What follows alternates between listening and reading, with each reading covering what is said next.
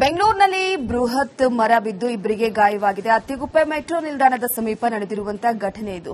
ಗಾಳಿ ಮಳೆ ಏನೂ ಕೂಡ ಇಲ್ಲದೆ ಬೃಹತ್ ಮರ ಧರೆಗೆ ಉರುಳಿದೆ. ರಾಮನಗರದ ಶಾಲಾ ಹೆಡ್ ಮಾಸ್ಟರ್ ಬಾಲಾಜಿಯವರು ಓರ್ವ ಮಹಿಳೆಗೆ ಗಂಭೀರವಾಗಿ ಗಾಯವಾಗಿದ್ದು ಆಸ್ಪತ್ರೆಗೆ ದಾಖಲು ಮಾಡಲಾಗಿದೆ. ಇನ್ನು ಎಸ್ಐ ಡ್ಯೂಟಿಗೆ ನೇಮಕವಾಗಿದ್ದರು ಶಿಕ್ಷಕ ಬಾಲಾಜಿಯವರು. ಮರ ಬೀಳುವಂತಹ ಬಗ್ಗೆ ಹಲವು ಬಾರಿ ದೂರನ್ನ ಕೂಡ ಕೊಟ್ಟಿದ್ರು. ಜಿಬಿಎ ಅಧಿಕಾರಿಗಳ ನಿರ್ಲಕ್ಷ್ಯಕ್ಕೆ ಮರ ಬಿದ್ದಂತ ಆರೋಪ ಈಗ ಕೇಳಿಬಂದಿದೆ. ಜಿಬಿಎ ಅಧಿಕಾರಿಗಳ ವಿರುದ್ಧ ಸ್ಥಳೀಯರು ಕೂಡ ಆಕ್ರೋಶವನ್ನ ಹೊರಹಾಕಿದ್ದಾರೆ.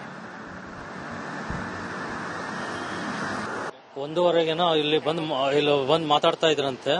ಅವಾಗ ಏಕಾಏಕಿ ಬಿದ್ದಿದೆ. ಅದು ನಮಗೂ ಗೊತ್ತಿಲ್ಲ. ನಮಗೆ ಕೊನೆಗೆ ಏನ್ ಮಾಡಿದಾರೆ, ಕರ್ಕೊಂಡು ಬಂದು ಅಲ್ಲಿ ಹಾಸ್ಪಿಟ್ಲಿಗೆ ಸೇರಿಸಿದ್ದಾರೆ.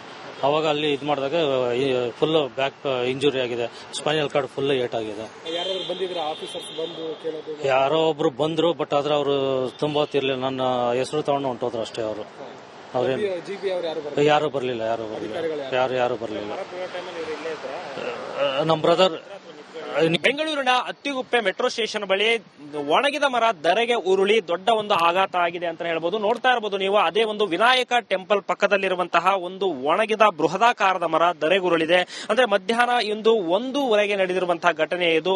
ಈ ಒಂದು ಪಕ್ಕದಲ್ಲೇ ಒಂದು ಖಾಸಗಿ ಶಾಲೆ ಇರುವಂತಹ ಕಾರಣದಿಂದಾಗಿ ಇಲ್ಲಿ ಸಾಕಷ್ಟು ಜನ ಓಡಾಡ್ತಿರ್ತಾರೆ. ಅದರಲ್ಲೂ ಕೂಡ ಶಾಲೆಯ ಹೆಡ್ ಮಾಸ್ಟರ್ಗೆ ಸ್ಪೈನಲ್ ಕಾರ್ಡ್ಗೂ ಕೂಡ ಅಂದ್ರೆ ಒಂದು ದೊಡ್ಡ ಮಟ್ಟದಲ್ಲಿ ಒಂದು ಅಪಾಯ ಆಗಿದೆ ಅಂತ ಹೇಳ್ಬೋದು. ಅಂದ್ರೆ ಸ್ಪೈನಲ್ ಕಾರ್ಡ್ ಡ್ಯಾಮೇಜ್ ಆಗಿ ಆತನ ಸಾವು ಮತ್ತೆ ಬದುಕಿನ ಮಧ್ಯೆ ಹೋರಾಟವನ್ನು ನಡೆಸುವಂತಹ ಪರಿಸ್ಥಿತಿ ಉಂಟಾಗಿದೆ. ಮತ್ತೊಂದು ಮಹಿಳೆಗೂ ತಲೆ ಭಾಗಕ್ಕೆ ಮರ ಬಿದ್ದು ಅದು ಕೂಡ ದೊಡ್ಡ ಒಂದು ಅವಾಂತರ ಇದೆ. ಆಕೆಯನ್ನು ಕೂಡ ಹತ್ತಿರದ ಖಾಸಗಿ ಆಸ್ಪತ್ರೆಗೆ ಕೂಡ ಇಬ್ಬರನ್ನು ಕೂಡ ದಾಖಲು ಮಾಡಿದ್ದಾರೆ.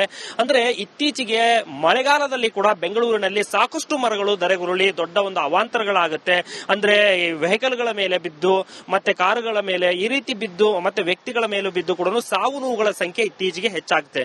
ಈಗ ಮಳೆಗಾಲದಲ್ಲಿ ಆಗುದಷ್ಟೇ ಅಲ್ಲದೆ ಈ ಸಮಯದಲ್ಲೂ ಕೂಡ ಒಣಗಿದ ಮರ ಧರೆಗುರುಳಿದೆ. ಅಂದ್ರೆ ಯಾವುದೇ ಒಂದು ಮಳೆ ಇಲ್ಲ ಬೆಂಗಳೂರಿನಲ್ಲಿ ಸದ್ಯಕ್ಕೆ.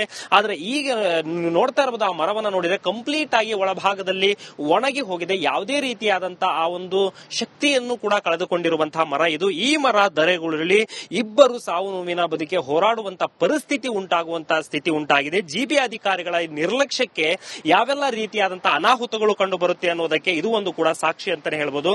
ಯಾಕಂದ್ರೆ ಮೆಟ್ರೋ ನಿಲ್ದಾಣದ ಪಕ್ಕದಲ್ಲಿ ಅತ್ತಿಗುಪ್ಪೆ ಮೆಟ್ರೋ ನಿಲ್ದಾಣವನ್ನು ಕೂಡ ನೋಡ್ತಾ ಇರಬಹುದು. ಸಾಕಷ್ಟು ಜನ ಪ್ರಯಾಣಿಕರು ಈ ಒಂದು ರಸ್ತೆಯಲ್ಲಿ ಮೆಟ್ರೋ ನಿಲ್ದಾಣದಿಂದ ಇಳಿದು ಓಡಾಡ್ತಾ ಇರ್ತಾರೆ. ಪಕ್ಕದಲ್ಲೂ ಕೂಡ ವಿದ್ಯಾನಿಕೇತನ ಅನ್ನುವಂತ ಒಂದು ಖಾಸಗಿ ಶಾಲೆ ಇದೆ. ಈ ಶಾಲೆಯಲ್ಲಿ ಕೂಡ ಸಾಕಷ್ಟು ಜನ ವಿದ್ಯಾರ್ಥಿಗಳು ರಸ್ತೆಯಲ್ಲಿ ಓಡಾಡ್ತಾ ಇರ್ತಾರೆ. ಈ ಸಂದರ್ಭದಲ್ಲಿ ಮಕ್ಕಳ ಮೇಲೇನಾದ್ರೂ ಈ ಒಂದು ಮರ ಏನಾದ್ರೂ ಉರುಳಿದ್ರೆ ಇನ್ನೂ ಕೂಡ ಸಾವು ನೋವುಗಳ ಸಂಖ್ಯೆ ಹೆಚ್ಚಾಗ್ತಿತ್ತು ಅಂತಾನೆ ಹೇಳ್ಬೋದು. ಈಗಲೂ ಕೂಡ ಇಬ್ಬರ ಸ್ಥಿತಿ ತುಂಬಾ ಗಂಭೀರ ಆಗಿದೆ ಅನ್ನುವಂಥದ್ದು ಕೂಡ ಅವರ ಕುಟುಂಬಸ್ಥರು ಸ್ಥಳೀಯರು ಹೇಳ್ತಾ ಇರೋದು. ಜಿಬಿ ಅಧಿಕಾರಿಗಳು ಮಳೆಗಾಲ ಬಂತಂದ್ರೆ ಸಾಕು ಇಂಥ ಒಂದು ಮರಗಳನ್ನ, ಅಂದ್ರೆ ಏನು ಒಂದು ಒಣಗಿದ ಮರಗಳು ಏನಿರ್ತವೆ, ಅಪಾಯದ ಅಂಚಿನಲ್ಲಿರುವಂತಹ ಮರಗಳನ್ನ ಗುರುತಿಸಿ ಅಂತ ಒಂದು ಮರಗಳನ್ನ ಮುಂಜಾಗ್ರತವಾಗಿ ತೆರವು ಮಾಡುವಂತ ಕೆಲಸವನ್ನ ಮಾಡಬೇಕು. ಅದನ್ನ ಬಿಟ್ಟು ಅಪಘಾತ ಆದ ನಂತರ ಜಿಬಿಎ ಅಧಿಕಾರಿಗಳು ಈ ರೀತಿಯಾದಂತಹ ಇಂಥ ಮರಗಳನ್ನ ತೆರವು ಮಾಡುವಂತ ಕೆಲಸ ಮಾಡ್ತಾರೆ. ಅಂದ್ರೆ ಇಲ್ಲಿ ಬಿದ್ದಿರುವಂತ ಇಬ್ಬರ ಮೇಲೆ ಬಿದ್ದಿರುವಂತ ಈ ಮರ ಸ್ಥಳೀಯರು ಮಾಹಿತಿ ತಿಳಿಸಿದ ತಕ್ಷಣ ಅರ್ಧ ಗಂಟೆಯಲ್ಲಿ ಈ ಮರವನ್ನ ಕ್ಲಿಯರ್ ಮಾಡುವಂತ ಕೆಲಸವನ್ನ ಕೂಡ ಮಾಡಿದ್ದಾರೆ. ಆದರೆ ಇದನ್ನ ಮುಂಚಿತವಾಗಿ ಇಂಥ ಮರಗಳನ್ನ ಗುರುತಿಸಿ, ಅಂದ್ರೆ ಒಣಗಿದ ಮರಗಳು ಇವು ಎಂದಿದ್ರೂ ಕೂಡ ಮಳೆಗಾಲದಲ್ಲಿ ಬಂತು ಅಂದ್ರೆ ಸಾಕು ಇವು ಧರೆಗೆ ಉರುಳಿ ದೊಡ್ಡ ಒಂದು ಅಪಾಯ ಸೃಷ್ಟಿ ಮಾಡುತ್ತೆ ಅನ್ನುವಂಥದ್ದನ್ನ ಗಮನದಲ್ಲಿಟ್ಟುಕೊಂಡು ಜಿಬಿ ಅಧಿಕಾರಿಗಳು ಇನ್ನು ಮುಂದೆ ಆದ್ರೂ ಕೂಡ ನಗರದಾದ್ಯಂತ ಈ ರೀತಿಯಾದಂತಹ ಅಪಾಯದಲ್ಲಿರುವಂತಹ ಮರಗಳನ್ನ, ಒಣಗಿದ ಮರಗಳನ್ನ ಮುಂಜಾಗ್ರತವಾಗಿ ತೆರವು ಮಾಡುವಂತ ಕೆಲಸವನ್ನ ಮಾಡಬೇಕು. ಇಲ್ಲ ಅಂದರೆ ಇನ್ನೂ ಹೆಚ್ಚಿನ ರೀತಿಯಲ್ಲಿ ಸಾವು ನೋವುಗಳಾಗುತ್ತೆ, ಜನರ ಪ್ರಾಣವನ್ನ ಬಲಿ ತೆಗೆದುಕೊಳ್ಳುವಂತಹ ಸ್ಥಿತಿ ಉಂಟಾಗುತ್ತೆ ಅಂತಾನೆ ಹೇಳ್ಬೋದು. ಕ್ಯಾಮರಾ ಪರ್ಸನ್ ಮಂಜುನಾಥ್ ಜೊತೆ ರೆಹಮಾನ್ ಹೊಳಲು, ರಿಪಬ್ಲಿಕ್ ಕನ್ನಡ, ಬೆಂಗಳೂರು.